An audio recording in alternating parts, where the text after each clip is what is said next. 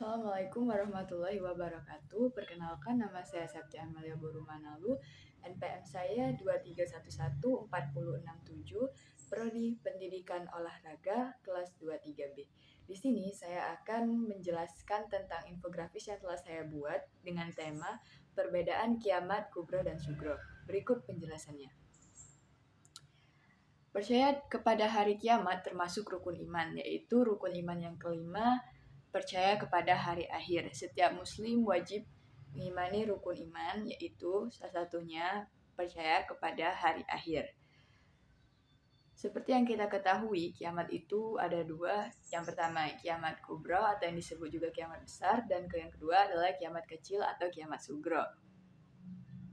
Dalam Al-Quran surat Al-A'raf ayat 187, Allah Subhanahu wa Ta'ala berfirman yang artinya, mereka menanyakan kepadamu Muhammad tentang kiamat, kapan terjadi? Katakanlah, sesungguhnya pengetahuan tentang kiamat itu ada pada Tuhanku.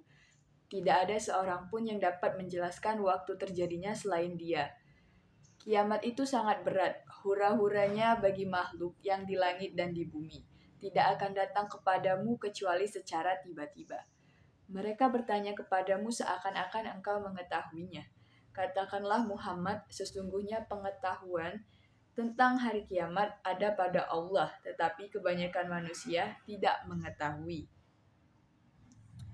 Waktu terjadi kiamat pun hanya Allah Subhanahu wa Ta'ala yang mengetahui. Mari kita bahas yang pertama, yaitu kiamat kubro. Kiamat kubro juga kita sebut dengan kiamat besar.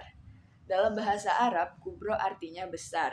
Kiamat kubro ini merupakan kiamat yang menandakan hancurnya seluruh alam semesta beserta isinya. Kiamat kubro terjadi dengan dimulainya tiupan trompet sangkakala malaikat Israfil serta diiringi dengan kehancuran semesta beserta isinya. Berikut tanda-tanda kiamat kubro. Yang pertama, munculnya Imam Mahdi. Kemunculan Imam Mahdi menjadi salah satu tanda datangnya akhir zaman. Hal ini sesuai dengan hadis riwayat Al-Hakim. Rasulullah Shallallahu Alaihi Wasallam bersabda, Imam Mahdi akan keluar di akhir umatku. Allah akan menurunkan hujan, akan menumbuhkan tanaman di muka bumi, harta akan dibagi secara merata, binatang ternak akan semakin banyak, begitu juga umat akan bertambah besar. Imam Mahdi hidup selama 7 atau 8 tahun. Yang kedua, munculnya Dajjal. Selain Imam Mahdi, ada juga kemunculan Dajjal yang diriwayatkan oleh Nabi Muhammad SAW. Dajjal diketahui akan menyebarkan fitnah di muka bumi. Dalam hadis riwayat Muslim, Rasulullah bersabda, tidak ada satupun makhluk sejak Adam diciptakan hingga terjadinya kiamat yang fitnahnya lebih besar daripada Dajjal. Yang ketiga adalah Nabi Isa alaihissalam memimpin dunia. Dalam Al-Quran surat An-Nisa ayat 159, Allah Subhanahu wa Ta'ala berfirman bahwasannya Nabi Isa akan muncul di dunia dan menjadi saksi bagi umat manusia. Dalam surat An-Nisa 159 yang artinya tidak ada seorang pun di antara ahli kitab yang tidak beriman kepada Nabi Isa menjelang kematiannya.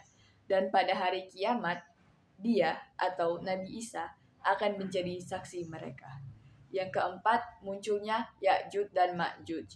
Dalam Quran surat Al-Kahfi ayat 94, Allah Subhanahu wa Ta'ala berfirman mengenai Ya'juj dan Ma'juj, yakni kaum yang menjadi perusak bumi, yang artinya mereka berkata, wahai Zulkarnain, sesungguhnya Ya'juj dan Ma'juj itu makhluk yang berbuat kerusakan di bumi. Maka bolehkah kami membayarmu imbalan agar engkau membuatkan dinding penghalang antara kami dan mereka? Yang kelima adalah matahari terbit dari arah barat. Matahari terbit dari arah barat menjadi salah satu tanda-tanda kiamat kubro atau kiamat besar. Dalam hadis Abu Daud serta Ibnu Majah dari Abdullah bin Amr, dia berkata, aku hafal dari Rasulullah SAW sabda beliau, sesungguhnya pertanda yang pertama muncul menjelang hari akhir atau kiamat ialah terbitnya matahari dari arah barat. dan munculnya binatang melata menemui manusia pada waktu duha. Mana saja dari keduanya yang lebih dahulu terjadi, tidak lama sesudah itu yang lain pun segera terjadi. Yang keenam, dabbah atau binatang melata. Kemunculan binatang melata disebut dalam hadis yang sama dengan terbitnya matahari dari arah barat seperti yang barusan saya jelaskan. Namun tidak diketahui mana yang duluan akan terjadi. Apakah kemunculan binatang melata duluan atau matahari terbit dari arah barat dahulu. Yang terakhir adalah kehancuran Ka'bah. Tanda-tanda kiamat yang terakhir adalah kehancurnya Ka'bah. Hal itu sesuai dalam hadis riwayat Hakim dari Abu Ya'la oleh Abu Sa'id Al-Khudri radhiyallahu anhu, hari kiamat tidak akan terjadi sebelum Ka'bah ini tidak lagi didatangi oleh orang untuk menunaikan haji. Dalam hadis riwayat Muslim dan Bukhari dari Abu Hurairah radhiyallahu anhu, Rasulullah SAW bersabda, Ka'bah diruntuhkan oleh Zusuwaikatain dari Habasyah. Lanjut, kita akan membahas tentang kiamat sugra. Kiamat sugra juga biasanya kita sebut dengan kiamat kecil, yaitu artinya berakhir kehidupan sebagian makhluk di muka bumi ini, baik itu secara individu maupun berkelompok. Berikut tanda-tanda kiamat sugro. Yang pertama, wanita berpakaian tapi telanjang. Banyak terjadinya kerusakan alam, semakin meluasnya kebodohan, muncul banyak pembunuhan, waktu yang terasa semakin singkat, maraknya perbuatan riba, disia-siakannya sebuah amanat, dan masih banyak di antaranya. Contoh kiamat sugra yaitu yang pertama, kematian. Semua makhluk hidup yang bernyawa pastinya akan merasakan mati. Kematian seseorang adalah mutlak rahasia Allah Subhanahu wa taala dan tidak ada satu orang pun yang akan mengetahuinya. Yang kedua adalah bencana alam. Terjadinya bencana alam entah karena ulah manusia maupun gejala alam tidak dapat diketahui kapan datangnya. Bencana alam yang kerap terjadi di antaranya seperti gempa bumi, banjir, tanah longsor, dan masih banyak lagi.